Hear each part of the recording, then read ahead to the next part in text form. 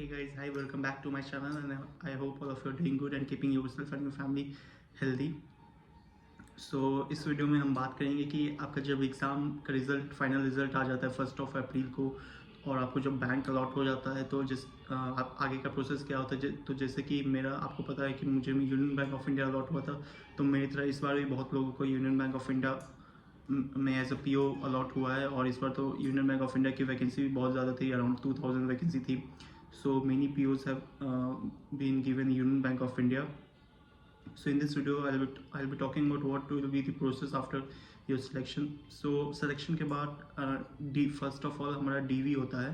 So DV के regarding आपको mail आएगी एक अराउंड 7, मुझे 1 अप्रैल को रिजल्ट आया था और 17 मई के अराउंड एक मेल आया था जिसमें मुझे ये बताया गया था कि मुझे FGMO मैंगलोर अलॉट हुई है और उसी में मेरा DV भी होगा। तो इसी अराउंड 17 मई के अराउंड है आपको भी मेल आ सकता है कि आप कौन से FGMO में आपका DV होना है। ये मेल आपको यूनियन बैंक ऑफ इंडिया से आएगा, सेंट्रल ऑफिस से। और इसके बाद आपको एक दूसरा मेल आएगा अराउंड दूसरे दिन या 2-3 दिन बाद। इस मेल के आने के बाद दूसरा मेल आएगा जो कि आपको उस FGMO से आएगा। जैसे कि मेरा मैंगलोर FGMO था, तो मुझे मैंगलोर FGMO से मेल आया था कि your DV is to be held at Mangalore FGMO, और उस पर एड्रेस था और ये बताया गया था कि मुझे कौन कौन से डॉक्यूमेंट्स लेके आने हैं। तो डॉक्यूमेंट्स मैं आपको बता देता हूँ। सबसे पहले आपको आपका ये जो इंटीमेशन लेटर मिला हुआ DV होने का, ये लेके जाना है ओरिजिनल वाला। वो आपको पोस्ट से आएगा, तो वो आपको लेके जाना है। उसके बाद आपने जितने ये आपका एप्लीकेशन IBPS का एप्लीकेशन फॉर्म वो लेके जाना है। उसके बाद एक पैन कार्ड या आधार कार्ड। उसके बाद आपके जो मार्कशीट्स है 10th 12th ग्रेजुएशन, और अगर आपने पोस्ट ग्रेजुएशन किया है तो पोस्ट ग्रेजुएशन के मार्कशीट प्लस सर्टिफिकेट। जैसे कि 10th हुआ है तो 10th का मार्कशीट प्लस सर्टिफिकेट, 12th का मार्कशीट प्लस सर्टिफिकेट, ग्रेजुएशन का मार्कशीट प्लस आपका अगर डिग्री नहीं मिली है तो प्रोविजनल डिग्री, अगर डिग्री मिल गई है तो वो जो डिग्री होती है वो डिग्री, और पोस्ट ग्रेजुएशन की भी मार्कशीट और डिग्री। इसके साथ आपको 10 फ़ोटो ले जाने हैं, पासपोर्ट साइज़ फ़ोटोज़। और इसके बाद आपका जो मेडिकल फिटनेस का टेस्ट होगा उसका जितने भी रिपोर्ट्स आपके आए होंगे, जितने भी टेस्ट आपने करवाए वो सारे लेके जाने हैं।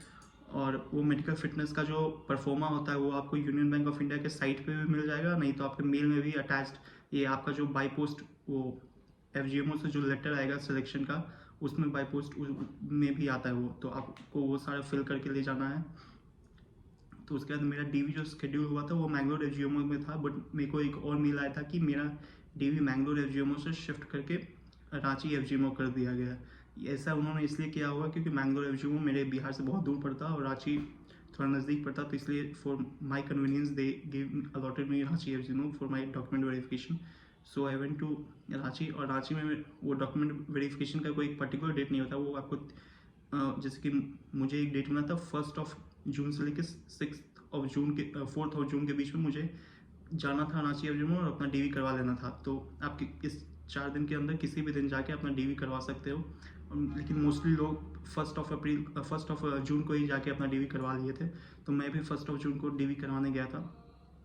तो आप जब DV करवाना चाहोगे तो वहाँ कुछ नहीं होता है, आपको पहले एक हॉल में बैठा देते हैं सभी को। उसके बाद जो डॉक्यूमेंट्स आपको बोला होता है वो सब डॉक्यूमेंट्स वो चेक करते हैं 1 by 1, और चेक करने के बाद अगर सब डॉक्यूमेंट सही है तो फिर आप जा सकते हो। अगर नहीं सही है तो आपको फिर टाइम मिलता है कि आप दूसरे दिन आके या फिर तीसरे दिन आके करवा सकते हो। जैसे कि जब मैं DV करा रहा था तो बहुत लोगों का मेडिकल उतना अच्छा नहीं बना हुआ था, तो उन लोगों को बोला गया कि आप रांची में एक हॉस्पिटल स्टार हॉस्पिटल के कोई हॉस्पिटल उससे टाई अप था उनका, तो उनको बोला गया था कि आप इस हॉस्पिटल से मेडिकल करवा के दूसरे दिन आके मेडिकल फिटनेस का सारा डॉक्यूमेंट सबमिट कर सकते हो। और अगर उस टाइम डॉक्यूमेंट्स अगर कोई आप ले जाना भूल जाते हो तो आपको टाइम दिया जाता है कि इस टाइम के अंदर आप, जैसे कि 10 ज़्यादा से ज़्यादा 10 दिन दिया जाता है कि इस 10 दिन के अंदर आप आके सबमिट कर देना ये सारा डॉक्यूमेंट जो आपका बचा हुआ है। तो डॉक्यूमेंट वेरिफिकेशन होने के बाद फिर आपको एक मेल आएगा कि your document verification has been conducted successfully and now you are inducted into Union Bank of India. And उस मेल में आपको ये बताया जाएगा कि आपका ट्रेनिंग किधर होगा, वो जो फर्स्ट फेज़ का ट्रेनिंग होता है 30 डेज़ का क्लासरूम ट्रेनिंग, वो किधर होगा, तो उस मेल में वो बताया जाएगा। अब मैं आपको बता देता हूँ यूनियन बैंक में ट्रेनिंग किस तरह से होते हैं। ट्रेनिंग पीरियड बेसिकली 1 ईयर का होता है और ये 2 पार्ट्स में डिवाइड होता है, first phase and second phase. First phase में 6 मंथ्स के लिए होता है, सेकंड फेज में 6 मंथ्स के लिए होता है। फर्स्ट फेज में पहले 1 मंथ आपका क्लासरूम ट्रेनिंग होगा, जो कि आपका staff training centre, 8 staff training centre है, उसमें किसी में भी हो जाएगा। और एक स्टाफ कॉलेज है जो कि बैंगलोर में है, जहाँ मेरा ट्रेनिंग हुआ था, स्टाफ कॉलेज बैंगलोर में। तो 1 महीना इधर रहना है आपको, उसके बाद 5 मंथ्स और 5.5 मंथ्स आपको ऑन द जॉब ट्रेनिंग मिलेगा ब्रांचेस में। उसमें आपका एक बेस ब्रांच होगा जिसमें आपको मैक्सिमम टाइम बिताना होगा, और उसके बाद अलग अलग ब्रांचेस भी जाने होंगे 1-1, 2-2 वीक के लिए। और इसके ये 6 मंथ्स खत्म होने के बाद आपका सेकेंड फेज़ शुरू होगा। ये फर्स्ट फेज़ में बेसिकली आपको ऑपरेशंस का पार्ट सिखाया जाता है, बेसिकली जैसे कि नेफ्ट करना, ट्रांसफ़र करना, कैश में बैठना, ये सब सिखाया जाता है। और सेकेंड और रिटेल असेट्स को लोन देना भी सिखाया जाता है। तो रिटेल असेट्स क्या होता है, जैसे कि होम लोन हो गया, पर्सनल लोन हो गया, व्हीकल लोन हो गया, ये सब को लोन देना हम रिटेल असेट्स में काउंट करते हैं। तो ये रिटेल असेट्स का पार्ट भी फर्स्ट फेज़ में होता है। सेकेंड फेज़ जो आपका है वो उसमें टारगेट होता है इस पर आप MSME और एग्रीकल्चर लोन फोकस में रहता है। तो आपको ये पार्ट सिखाया जाता है। तो अब सेकेंड फेज़ को बेसिकली हम क्रेडिट ट्रेनिंग बोलते हैं, क्योंकि इसमें हमें MSME loans, agri loans, business loans देना सिखाया जाता है। तो इसमें भी आपका एक महीने का वो क्लासरूम ट्रेनिंग होगा, जिसके लिए आपको उस STC में जाना होगा, जिस STC में आप पहले गए थे, या फिर बहुत से लोगों का STC चेंज भी हो जाता है, तो उन्हें दूसरे STC भेजा जाता है उस 1 मंथ के लिए। ये 1 मंथ कंप्लीट करने के बाद फिर आपको आपके बेस ब्रांच ही आना पड़ता है, या फिर जो आपका पहला ट्रेनिंग जिस ब्रांच में होगा उस ब्रांच में जाना पड़ता है। फिर आपको 6 मंथ्स के बाद ये ट्रेनिंग खत्म हो जाएगा। इस 6 मंथ्स के खत्म होने के बाद आपको फिर वो फाइनल पोस्टिंग मिलेगी, जहाँ आपको 3 साल के लिए रहना पड़ेगा। उसके बाद हर 3-3 साल में ट्रांसफ़र होता है। तो ये रहा रिज़ल्ट अनाउंस होने से जॉइनिंग तक का प्रोसेस, और इसी के बीच में सब कुछ होता है। तो आपको अभी तकरीबन 1 महीने, 1 से 1.5 महीने हैं आपके पास टाइम है। तो आप आराम से इंजॉय करो, क्योंकि ये 1.5 मंथ वापस नहीं आने वाला है। तो इसको अच्छे से यूटिलाइज़ करो, या फिर कोई और एग्ज़ाम वगैरह पे देना चाहो तो आप अच्छे से एग्ज़ाम दो, क्योंकि अगर इससे अच्छा कोई अपॉर्चुनिटी मिले तो आप उसको ज्वाइन कर सके।